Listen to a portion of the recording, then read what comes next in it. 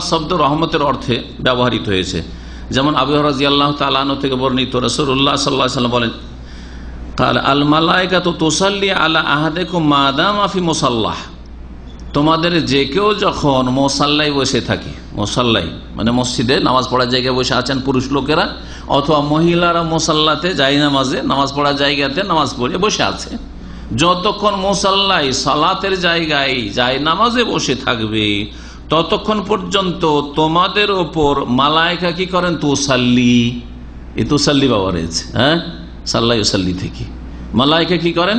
রহমতের দোয়া করতে থাকেন। এখানে তুসাল্লি মানে কি? সালাত মানে রহমতের দোয়া করতে থাকেন ওই পুরুষের জন্য, ওই নারীর জন্য যারা মুসাল্লায় না বসে থাকে, নামাজের ইন্তজারে অপেক্ষায়, এখনো জামাত শুরু হয়নি, অথবা নামাজ পড়ার পরেও জিকির আজকার করার জন্য আরো মসজিদে বসে থাকে।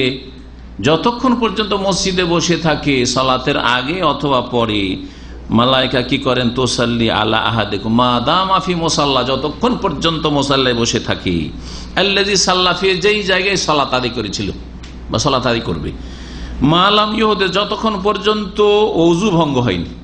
তাহলে বোঝা গেল উযুর অবস্থায় বসে থাকতে, বিনা উযুতে মুসাল্লায় বসে থাকলে হবে না। উযু ভঙ্গ হয়ে গেছে, তাহলে তার বসে থাকা লাভ নেই।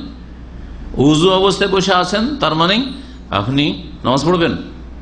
এই জন্য যতক্ষণ উযু ভঙ্গ হয়নি, তাকুলু, ফেরেশতারা বলতে থাকে, আল্লাহুম্মা আগফির লাহু, আল্লাহ এই লোককে মাফ করে দাও। আল্লাহুম্মা আরহামহু, এর ওপর দয়া করো, এর ওপর দয়া করো। যে মাগফিরাতের দোয়া করে, মার্জনা কামনা করে এবং রহমতের দোয়া করে, এটাকে বলা হয়েছে তুসাল্লি। ফেরেশতারা সালাত পেশ করে।